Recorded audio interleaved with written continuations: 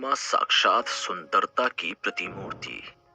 अद्भुत नैननक्श, होठ जैसे गुलाब की पंखुड़ी में शहद की बूंदें छिड़की हुई, बड़ी बड़ी आंखें जैसे आपसे कुछ कह रही हो, सुराहीदार गर्दन, विकसित वक्ष, कमर जैसे आपके हाथ में आ जाए इतनी पतली, विकसित नितंब, घुटने तक लंबी नागिन से लहराते बाल, वर्ण ऐसा जैसे तपता सूरज, इतनी नाजुक कि कोई छू ले तो मुरझा जाए।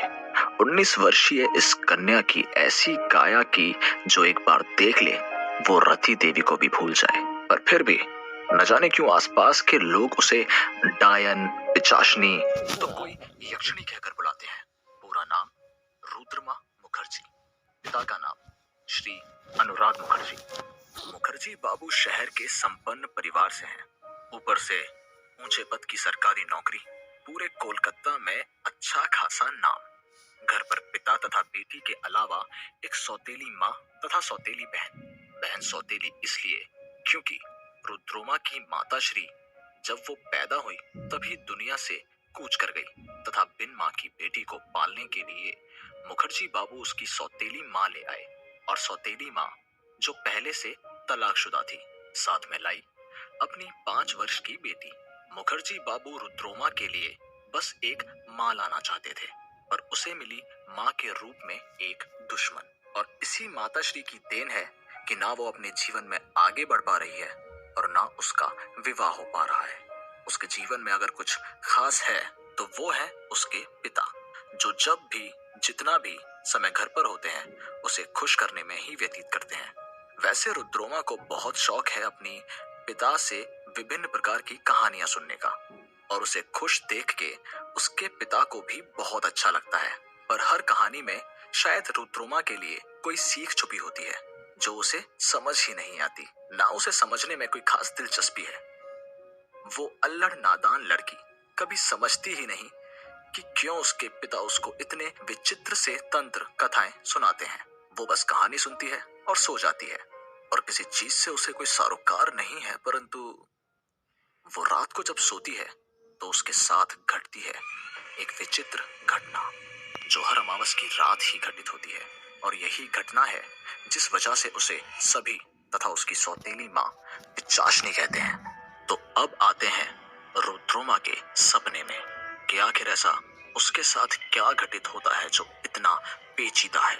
तो वो आज अमावस्या की रात पहुंच चुकी है अपनी निद्रा में और वो देखती है एक विराट पुरुष आकृति, अर्धनग्न शरीर, पीठ तक जटाएं फैली हुई, ऐसे उड़ रही है जैसे मुक्त अग्नि जल रही हो। बलिष्ठ देह के स्वामी, गौरवर्ण, अद्भुत काया के पुरुष अपनी बुलंद आवाज में कोई उग्र मंत्र का जाप कर रहे हैं तथा उनके सामने यज्ञ वेदी में अग्नि धधक कर जल रही है और यज्ञ की अग्नि के कारण उसे उस तपस्वी का चेहरा नहीं दिख पा रहा। रुद्रोमा उस पुरुष की आकृति देख के आसक्त हो उठती है। उसने जीवन में पहली बार ऐसा पुरुष देखा जिसे देखते ही उसे अर्धांग के रूप में पाने का मन कर उठा हो।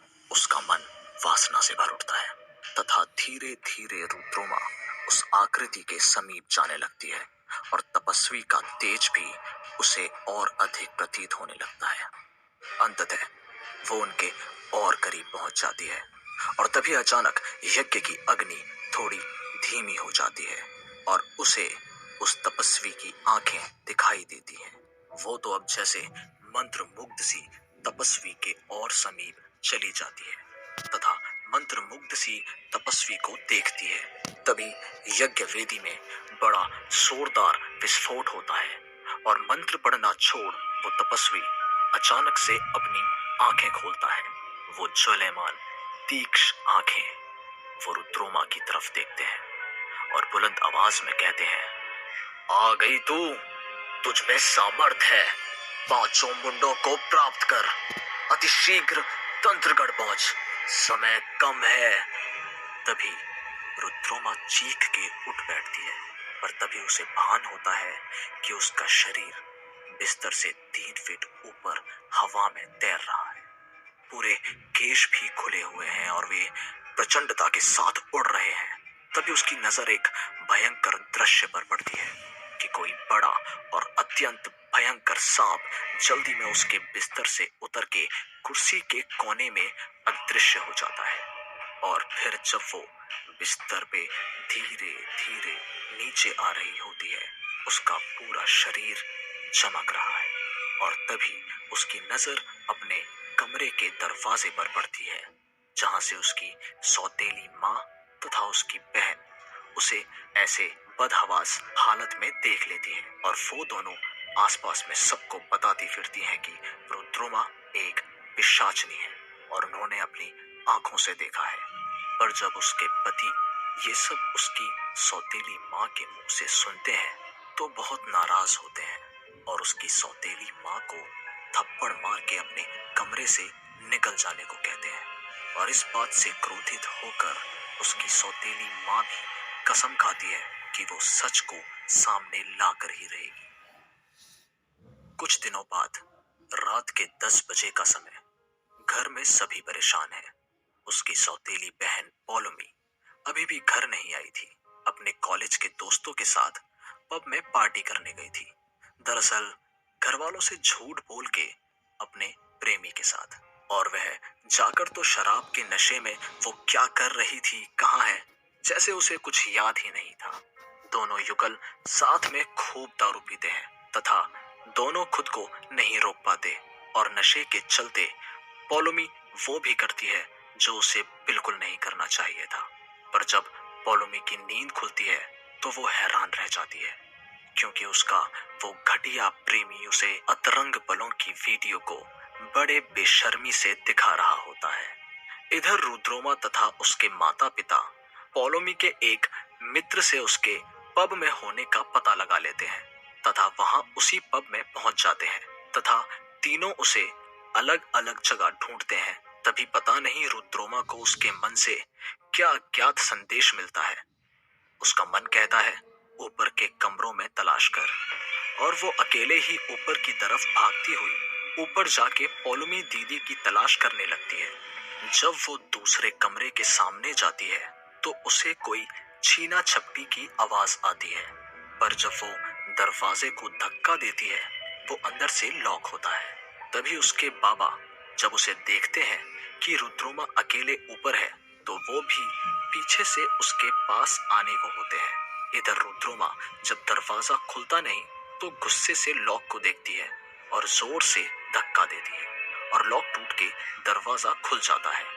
वो कमरे के अंदर का नजारा देखती है तो सदके में आ जाती है। पौलमी अर्धनग्न अवस्था में एक लड़के से उससे उसका फोन छीन रही है और वो रो भी रही है। अचानक वो कुछ समझ नहीं पाती और वो पूछती है, कौन हो तुम और क्या किया तुमने मेरी दी के साथ? पर वो बदमाश लड़का मुंह फाड़े रुद्रोमा को देखता रह जाता है। इसी बीच पौलमी अपनी हालत को सुधार लेती है।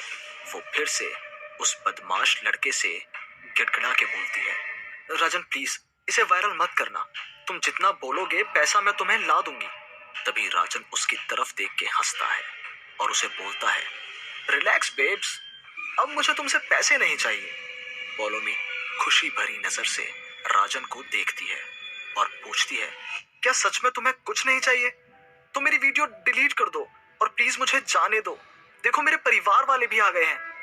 तभी राजन शैतानी हंसी के साथ पौलमी को देखता है और कहता है, तुम यहाँ से जा सकती हो, मैं वीडियो भी डिलीट कर दूंगा, बशर्ते तुम तुम्हारी इस दुनिया की सबसे खूबसूरत बहन को यहीं छोड़ दो। वो उसका इशारा समझ जाती है। थोड़े नानुकुर के बाद वो मान जाती है। वो रुद्रोमा को बोलती है, देख आज के लिए मुझे बचा ले। और इससे पहले कि रुद्रोमा कुछ कहती, राजन फिर बीच में बोलता है, तुम्हारा हो गया या मैं ये वीडियो वायरल?